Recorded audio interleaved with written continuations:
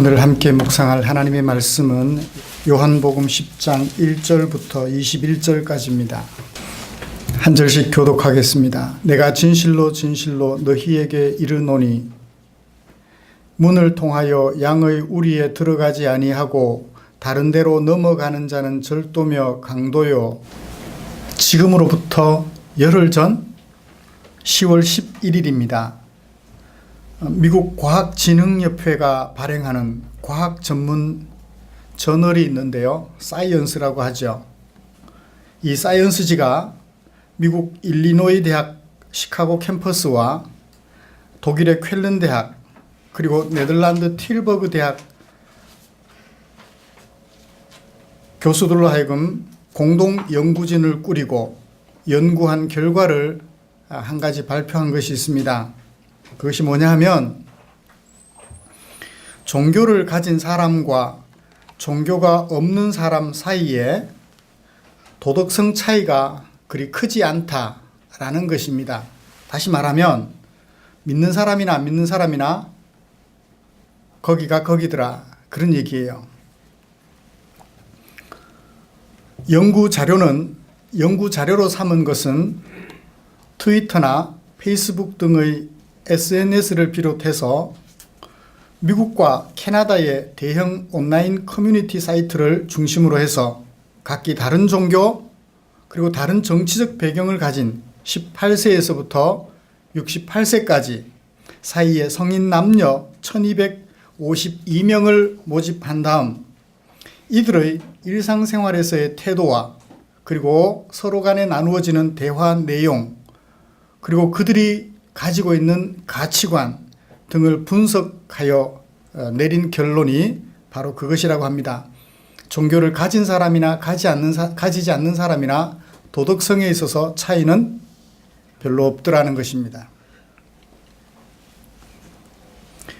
안타까운 현실이지요.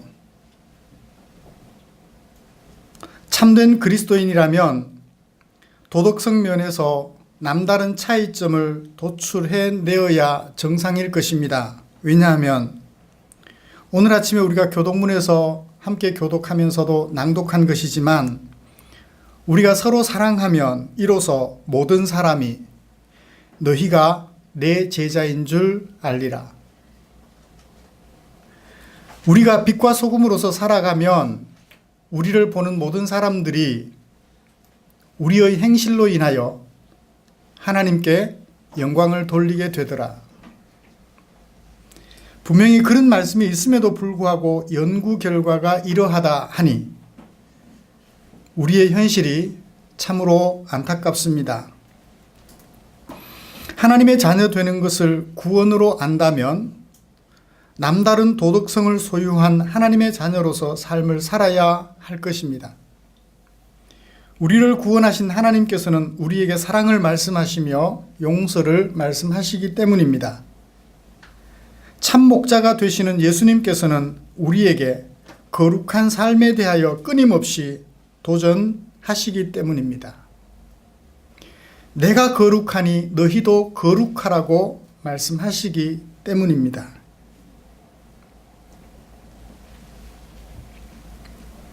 그러면 어떨까요?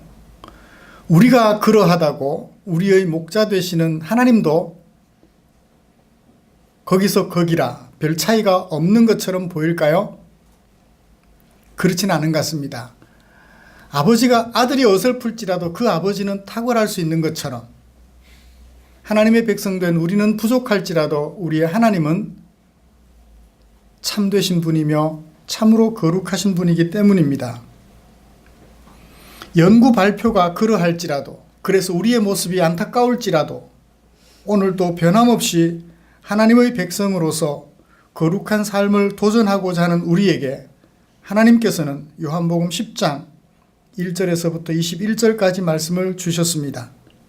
저는 이 본문을 가지고 거짓 목자와 참된 목자라는 제목으로 설교하고자 합니다. 우리의 목자가 참되다면 그분을 따르는 우리는 어떠해야 되겠느냐? 다시 한번 우리 자신을 살펴보고 각오를 다지면서 하나님을 알지 못하는 종교가 없는 사람들이 바라볼 때, 또 다른 연구진들이 바라볼 때 과연 기독교인들은 다르다 하는 평가를 새롭게 받아 손에 붙잡을 수 있는 저와 여러분들이 되어졌으면 하는 마음 간절합니다. 말씀 나눌 때 하나님의 크신 은혜가 충만하시기를 기대해 봅니다.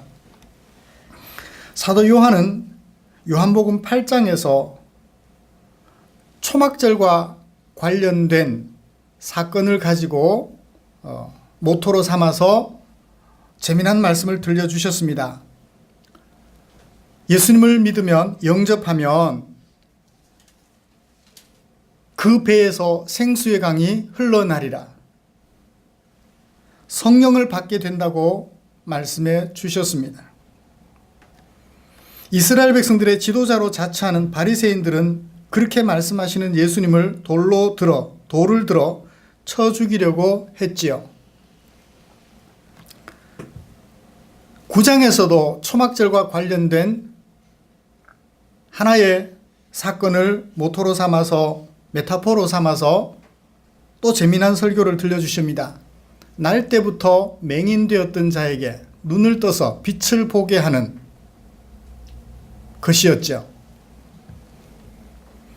예수님은 그 사건을 통하여 눈을 뜨고 있으면서도 예수님을 알아보지 못하는 눈뜬 맹인, 곧 이스라엘 백성들의 지도자로 자처하는 바리새인들의 맹인됨을 질책하셨습니다. 빛을 보지 못하는 자들이라는 얘기죠. 이제 10장에서는 사도 요한은 예수님께서 수전절과 관련한 메타포를 사용하셔가지고 설교를 선포하셨는데요.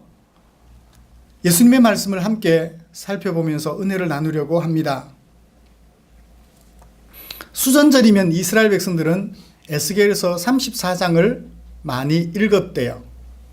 수전절에 대한 설명은 좀 이따가 하기로 하고요. 수전절이면 에스겔 34장을 많이 읽었는데 그 34장에 이런 내용이 있습니다.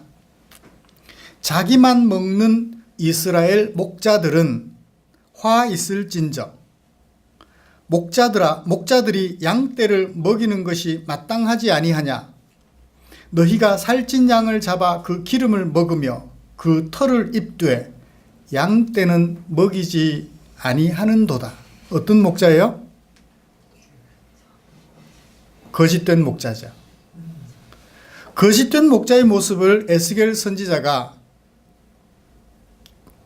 밝혀주셨는데, 사실 그 거짓된 목자들은 누구예요? 이스라엘의 정치 종교 지도자들이에요. 백성들에게 하나님의 말씀을 선포해주는 그런 사람들입니다. 그들을 가리켜 자기 배만 불리는 사람으로서 거짓 목자라고 말씀해 주셨는데, 수전절에 이 구절을 이스라엘 백성들이 나눠 읽으며 우리들의 지도자는 어떠한지 다시금 살펴보고 점검하는 기회로 삼았었죠. 예수님은 이 요한복음 10장 설교에서 거짓 목자와 참 목자를 대조하십니다. 모두 5차례에 걸쳐서 예수님 스스로 어떤 분인지 잘 드러내셨지요. 첫 번째는 1절부터 5절까지입니다. 양의 목자와 문지기, 절도와 강도 대조하여 참 목자는 어떤 사람인지를 밝혀주셨습니다. 6절부터 10절까지는 나는 양의 문이라, 양들로 하여금 들어오며 나오며 구원을 얻고 꼴을 얻게 해주는 양의 문이라고 말씀해 주시면서 참 목자와 거짓 목자를 대조하셨습니다. 세 번째는 11절부터 13절까지 양들을 위하여 목숨을 버리는 선한 목자다. 거짓 목자는 양들을 위하여 목숨을 버리기는커녕 자기 배만 채운다. 그래서 거짓 목자와 선한 목자를 대조해 주셨습니다. 그리고 14절부터 18절까지는 목숨을 버리기는 버리는데 강요에 의하여 억지로 버리는 것이 아니라 스스로 자발적으로 버려주신다 라고 함으로써 선한 목자와 거짓 목자를 대조해 보여주셨습니다. 그리고 마지막 결론 19절부터 21절까지 이 예수님의 비유 때문에 일어난 유대인들 사이의 논쟁, 분쟁, 그것을 기록하고 있습니다. 어떤 사람들은 예수님을 가리켜 귀신 들렸다 말을 하고, 그 말씀을 듣고 어떤 사람들은 어떻게 귀신이 그런 말을 할 수 있느냐? 귀신이 맹인의 눈을 뜨게 할 수 있어? 없지 않느냐? 그러므로 예수님이 하시는 말씀은 귀신의 말씀이 아니다 하고 호기심을 보이게 돼요. 사람들로 하여금 호기심도 가지게 하셨고 귀신 들렸다고 비판하기도 하신 예수님의 이 설교 함께 살펴보면서 우리가 목자로 삼아야 할 참 목자는 어떤 사람이며 그분은 어떤 분인지 우리 자신을 살펴보는 귀한 시간 되기를 원합니다. 비록 우리는 부족할지라도 우리가 섬겨야 할 목자만큼은 분명하게 잡아야 되겠죠.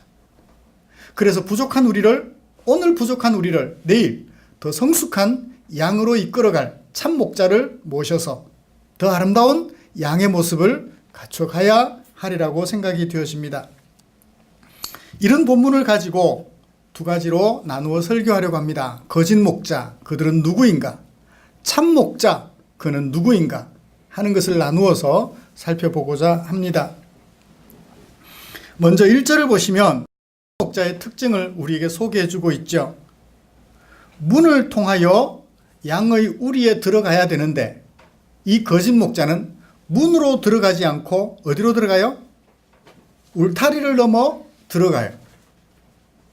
울타리를 넘어 들어가는 자는 어떤 자인가요? 절도며 강도예요. 왜 문으로 들어가지 못하고 울타리를 넘어 들어가나요? 그 우리가 자기 것이 아니니까. 자기 것이면 문으로 들어가고 나오고 하면 되죠. 자기 거면. 자기 것이 아니니까 문이 아닌 울타리를 넘어 들어가는 거예요. 그렇죠? 집 주인을 생각해 보십시오. 내가 그 집의 주인이라면 열쇠로 문을 열고 들어가요. 그런데 도둑들은 어떻게 해요? 문을 열지 못하니까 문을 부수든지 창으로 들어가든지 다른 방향으로 들어가게 되지요. 이와 같이 거짓된 목자는 자기 소유가 아닌 것을 자기 소유인 것처럼 얘기를 해요. 그 다음에 9절부터 10절까지 보면 도둑이 온다라는 얘기를 해요. 도둑이 왜 오나요? 도둑질하고 죽이고 멸망시키려고 와요. 자기 것은 많이 챙기고 그리고 자기 것이 아닌 다른 것들은 죽이고 없애버리는 것. 이것이 거짓 목자의 특징입니다. 그리고 12절을 보면 거짓 목자를 삭꾼이라고 얘기를 해요. 이 삭꾼은 어떤 사람인가요? 어떤 사람으로 소개하고 있습니까? 양도 자기 양이 아니다. 삭꾼이기 때문에 삭슬 받고 양을 돌보기 때문에 그 양이 자기 것이 아니에요. 그러므로 어떻게 합니까? 이리가 오면 자기 목숨이 위태로울까 싶어서 양들을 버려놓고 도망을 가요. 이리가 양을 물어가고 해쳐도 그것을 돌볼 생각을 하지 않습니다. 자기만 살면 그만이에요. 나만 아니면 돼. 이 생각을 가지고 있는 것이 거짓 목자예요. 이 말씀이 무슨 절기와 관련이 있다고 처음에 말씀드렸죠? 수전절과 관련이 있다고 말씀드렸죠. 수전절. 수전절은 어떤 절기일까요? BC 198년, 그러니까 예수님께서 이 땅에 사람으로 오시기 198년 전에 이스라엘 백성들은 애굽 왕의 식민 통치를 받고 있었습니다. 그런데 198년에 시리아에게, 지금의 시리아 지역입니다. 애굽은 남쪽에 있고 시리아는 북쪽에 있어요. 시리아에게 다시 식민 통치를 받게 됩니다. 시리아 왕 셀류쿠스 왕조가 안티오쿠스 4세가 애굽의 톨레미 왕가를 이기고 이스라엘을 식민 통치하게 돼요. 안티오쿠스 4세가 유다를 향하여 이런 정책을 펼쳤습니다. 어떤 정책을 펼쳤느냐 하면 성직을 매매하게 했어요. 성직, 제사장직을 매매하게 했습니다. 그 다음에 성전에서 제사를 금지하는 등 율법 준수를 금지했어요. 그리고 예루살렘 성전에다가 제우스, 그리스 신화에 나오는 제우스 신상을 설치하고 돼지로 제물을 삼아 제사 드리게 했죠. 이스라엘 백성들에게 있어서 대제사장직은 종신직입니다. 어느 지파 사람들만 할 수 있죠? 레위 지파 사람들만 할 수 있었어요. 언제까지? 예수님 오실 때까지. 그런데 이 안티오코스 4세가 이스라엘을 점령하고 보니까 어디 돈을 벌 데가 없을까 고민을 하다가 어떻게 해요? 자신을 따르는 사람, 그 사람들에게 돈을 받고 그 제사장직을 넘겨주는 거예요. 그 당시 법통인 대제사장, 율법을 쫓아서 레위 가문의 대제사장은 사독 가문의 오니아스라는 사람이었어요. 그런데 야손이라는 사람이 돈을 들고 와서 시리아가 포함되어 있는 헬라 지역, 그리스 지역, 그리스 헬라 지역에 생각을 많이 가진, 그러니까 헬라파 사람이라 그래요. 헬라파 사상을 가지고 있는, 애굽하고는 상관없이 헬라파 사상을 가지고 있는 야손이라는 사람이 돈을 한 보따리 가지고 들고 와서 이 안티오코스 4세에게 제시하며 저 오니아스가 가지고 있는 대제사장직 내게 주시오. 그러니까 안티오코스가 어때요? 돈이 한 보따리 생기니까 그래? 그럼 네가 그 제사장직 네가 해. 넘겨줬어요. 3년쯤 지났습니다. 아주 머리가 잘 돌아가는 메넬라우스라는 사람이, 히브리스 이름으로는 므나헴이라고 그래요. 이 메넬라우스라는 사람이 야손이 가져다 준 그 돈보다 더 많은 돈을 들고 안티오코스 4세를 찾아갔어요. 이 돈을 줄 테니까 당신 저 대제사장직을 내게 주시오. 자기와 같은 친헬라파 사상을 가진 사람이겠다, 문제가 없겠다 싶어 더 많은 돈을 받고 야손의 제사장직을 빼앗아 버리고 메넬라우스에게 넘겨줘요. 그때부터 이스라엘의 하나님 중심의 종교, 신앙은 너무 비참할 정도로 유린을 당하게 됩니다. 하나님을 섬기는 것이 무엇인지조차 모를 정도로 비참해져요. 제사 드리는 것을 폐기하라고 하니까, 돈을 주고 산 제사장이니까 자기 자리만 지키면 되거든요. 백성들에게 제사를 드리지 못하게 해요. 성전에 제우스 신상을 세우라 그러면 그러지요. 성전에다 제우스 신상을 설치합니다. 그리고 그 앞에 돼지를 잡아 제사를 지내게 했어요. 이게 언제까지 내려와요? 164년 마카비라는 독립투사가 등장합니다. 마카비라는 독립투사가 등장하여 이 모든 것들을 뒤집어 엎어 놓습니다. 바로 잡아 놓죠. 마카비가 독립군 대장으로 와서 이 모든 일들을 바로 잡아 놓을 때까지 이스라엘의 하나님 중심의 신앙은 지리멸렬 상태가 되고 말았던 것입니다. 이때 있었던 지도자들을 뭐라고 해요? 거짓 목자라 하는 거예요. 그런데 이런 모양이 그 후에 계속됐어요. 마카비가 비록 개혁을 하기는 했지만 그 후에 또 계속이 됩니다. 이것을 신구약 중간사라 그래요. 신약과 구약과 신약 사이에 있었던 중간 역사라 그럽니다. 성경에 기록되어 있지는 않습니다. 이스라엘 역사 속에 있는 얘기들이죠. 에스겔 34장에서 에스겔 선지자가 이스라엘 백성들에게 선포했던 것처럼 자기 배만 불리는 거짓 목자들의 모습 참으로 많았던 것입니다. 그게 누구예요? 지금 예수님 당대 바리새인들과 서기관들이. 이들은 자기 배만 부르면 돼요. 하다못해 실로암 연못가에 누워서 물이 동하기를 몇 년 동안 기다린, 38년 동안 기다린 그 병자에게 무엇은 받아 챙기면서 성전세는 받아 챙기면서 그를 도와주지 못한 바로 그런 사람들이었어요. 받을 건 받으면서 백성들을 돌봐주지 못하는 자기 배만 불리는 그런 사람이었던 것입니다. 이들을 가리켜 거짓 목자라 그래요. 나만 아니면 돼요. 백성들이야 죽든 말든 자기 배만 부르면 되는 거예요. 이것이 세상에 있어 그 숫자는 어떠한가요? 참으로 많아요. 그래서 거짓 목자들이라고 얘기를 합니다. 그러면 참 목자는 어떤 분일까요? 예수님께서 소개하시는 말씀을 살펴보십시다. 참 목자는 2절에 보니까 문으로 들어간다 그래요. 왜 문으로 들어갈 수 있죠? 자기 소유니까. 열쇠를 가지고 있으니까. 그래서 문으로 들어간다고 합니다. 3절을 보면 문지기는 어때요? 그 목자가 문을 열고 들어가니까 문지기는 당연히 그 목자를 위해서 문을 열어주겠죠. 그 우리의 주인이니까 문지기는 당연히 문을 열어주겠죠. 목자가 들어가면 양들은 어때요? 목자의 음성을 알고 따르겠죠. 필요하면 우리 밖으로 데리고 나가기도 하고 필요하면 다시 우리 안으로 들이기도 하고 그런 역할을 해줍니다.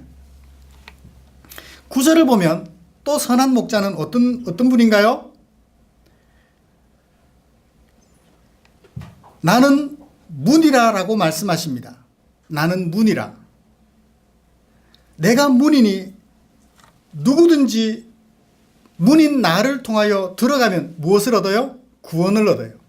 그러므로 목자인 예수님을 통하여 들어가면 구원을 얻습니다. 그 다음에 문을 통하여 들어가서 구원을 얻으면 들어가며 나오며 무엇도 얻어요? 꼴도 얻어요. 양식도 얻습니다. 선한 목자는 바로 그거예요. 우리에게 생명을 주며 양들인 우리에게 생명을 주며 살아갈 꼴과 물을 주시는 것입니다. 세 번째는 선한 목자는 어떤 분이라고 말하나요? 11절을 보시면 나는 선한 목자라. 선한 목자는 양들을 위하여 목숨을 버린대요. 거짓 목자는 이리가 왔을 때 양들을 버려두고 도망가지만 선한 목자는 자기 목숨을 잃더라도 이리와 싸우는 거예요. 왜요? 양들을 지키기 위하여. 이미 베풀어준 그 구원을 유효하게 하기 위하여 자신의 목숨을 버리는 목자라고 말합니다. 14절부터 17절까지 평행대구법을 써서 우리에게 잘 소개해주고 있는데요. 우리에 든 내 양도 양을 위해서 목숨을 버리지만 우리에 들지 않은 아직 다른 양들을 또 인도해야 되는데 그들을 위해서도 내가 목숨을 버린다. 우리의 든 양들을 위해서도 목숨을 버리거니와 우리 밖에 있지만 아직 우리 안에 들어와야 할 그들을 위해서도 내가 목숨을 버린다. 어떤 것을 말하나요? 이미 예수를 믿는 사람, 앞으로 예수 믿을 사람, 그들을 위하여 내 목숨을 버린다고. 어디에? 십자가에. 그렇게 말씀하셨습니다. 마지막으로 선한 목자의 모습 결론 18절입니다. 이 목숨을 버리시는데 누구에게 빼앗겨서 버리나요? 아니면 스스로 버리나요? 스스로 버린다고 얘기합니다. 빼앗기는 것은 뭐예요? 자기 잘못으로 인하여 박탈당하는 것입니다. 그 생명이. 그러나 여기 예수님은 말씀하시기를 스스로 버린다. 내가 죄가 있어서 내 생명을 빼앗기는 것이 아니라 죄가 없음에도 불구하고 너희를 위하여 스스로 내 목숨을 버린다. 참 목자의 모습을 우리에게 소개해주고 있습니다. 여러분, 우리는 지금까지 거짓 목자, 수전절을 앞두고 수전절의 가장 소중한 메타포가 되는 목자 비유를 들어 예수님께서 참 목자와 거짓 목자 대조해 주시는 것을 살펴보았죠. 우리 예수님은 어떤 분인가요? 양의 목자며 양의 문입니다. 그리고 선한 목자이세요. 그때 양의 문이다, 목자다 할 때 그 명사 고유한 명사 단어들은 전부 단수예요. 유일한 문이고 유일한 목자라는 얘기입니다. 거짓 목자들은 복수예요. 많아요. 그렇지만 참 목자요, 참 문은 오직 하나밖에 없어요. 그분은 바로 누군가요? 예수님이세요. 오늘 우리가 성찬식을 거행하면서 함께 은혜를 나눈 바로 그분, 예수 그리스도 이십니다. 사랑하는 성도 여러분, 말씀을 정리해 보겠습니다. 예수님께서 비유를 통하여 설교하셨을 때 사람들은 두 가지 반응을 보였습니다. 어떤 사람들, 그 중에 많은 사람들이 말합니다. 그가 귀신 들려 미쳤다. 그의 말 믿을 게 뭐냐고요. 그러나 어떤 사람들은 말합니다. 이 말은 귀신 들린 자의 말이 아니라 귀신이 맹인의 눈을 뜨게 할 수 있어? 수사적 의문문이죠. 뜨게 할 수 없다는 것입니다. 우리 어두운 눈을 떠서 참 목자를 보게 하시는 분은 바로 예수님 그분밖에 없다는 것을 우리에게 소개해 주고 있습니다. 사랑하는 성도 여러분, 오늘 우리의 모습이 온전히 거룩하지 못하여 다른 사람들이 바라볼 때 그러고도 예수 믿는다고 말할 수 있어? 라며 손가락질 당하는 우리 자신의 모습을 돌아보면서 비참하게 여겨지나요? 그럴수록 우리의 참 목자 되신 예수님을 바라보십시다. 그래서 어제까지는 손가락질 받았을지라도 오늘부터는 손가락질 받지 않는, 저 사람은 예수 그리스도의 제자야, 저 사람은 하나님의 백성인 것 같아, 저 사람을 보면 하나님은 대단하신 분인 것 같아, 저 사람을 보니 예수님이 어떤 분인지 알겠어. 우리의 행실을 보고 사람들이 하나님께 영광을 돌리게 되는 참 목자의 제자들로서, 참 목자이신 예수님의 양들로서 우리의 인생을 아름답고 향기나게 빚어가는 우리가 되었으면 좋겠습니다. 기도하겠습니다.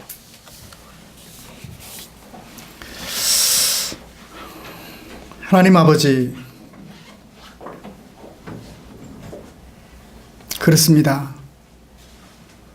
우리가 예수를 믿고 예수님을 목자로 모셨다고 하지만 여전히 욕심에 사로잡혀 있고 여전히 분내기를 좋아하며 여전히 미워하기를 좋아하며 여전히 수고하기를 싫어하며 여전히 편하고 싶어하는